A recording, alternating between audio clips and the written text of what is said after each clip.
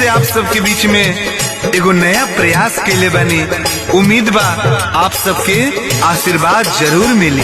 कितना बदली गईल हमनी के गाँव हो, कितना बदली गईल हमनी के गाँव हो। नाही बाटे कहीं बर पिपरा के छाँव हो, नाही बाटे कहीं बर पिपरा के छाँव हो।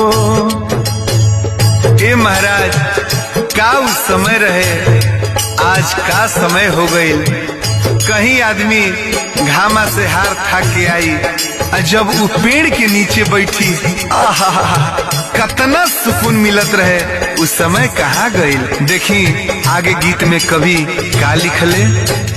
खेतवा बधारी घर घुन सारी, ताल तलैया अमवा के बारी, ताल तलैया अमवा के बारी। छानी पहुँचरत कगवा के गाँव हो, छानी पहुँचरत कगवा के गाँव हो।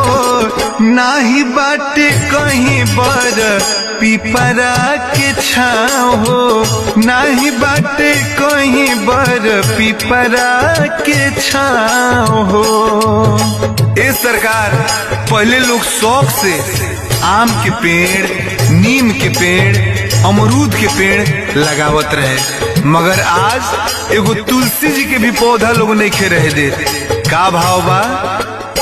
जाड़वा के दिन में बनहत रहे गाती, बड़ा निक लागे खेलत ओल्हा पाती, बड़ा निक लागे खेलत ओल्हा पाती। नीमिया के पतई से सुखत रहे घाव हो, निमिया के पतई से सुखत रहे घाव हो। नाही बाटे कहीं बर पिपरा के छाँव हो, नाही बाटे कहीं बर पिपरा के छाँव हो। पहले गांव देहात में लोग एक दूसरा से मिल के रहत रहे, लेकिन आज ऐसा बुझाता कि दयादे सबसे बड़का दुश्मन भइल बा। का भाव बा भैया? 4 महीना दिन सुते लोग पुआरे, सबके हुजात रहे सभा का दुआरे, सबके हुजात रहे सभा का दुआरे। छोट सब छुअत रहे बड़ लोग के पाँव हो, छोट सब छुअत रहे बड़ लोग के पाँव हो। नाही बाटे कहीं बर पिपरा के छाँव हो, नाही बाटे कहीं बर पिपरा के छाँव हो। आगे देखिए बहुत सुंदर लाइन आप सबके बीच। बैलन के गरवा में बाजता घुघुरुआ, गैया के दूध पियत झूमत बछरुआ, गैया के दूध पियत झूमत बछरुआ।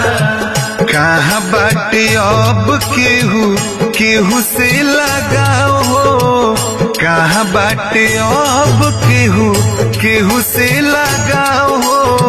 नाही बाटे कहीं बर पिपरा के छाँव हो, नाही बाटे कहीं बर पिपरा के छाँव हो, नाही बाटे कहीं बर पिपरा के छाँव हो, नाही बाटे कहीं बर पिपरा के छाँव हो, नाही बाटे कहीं बर पिपरा के छाँव हो।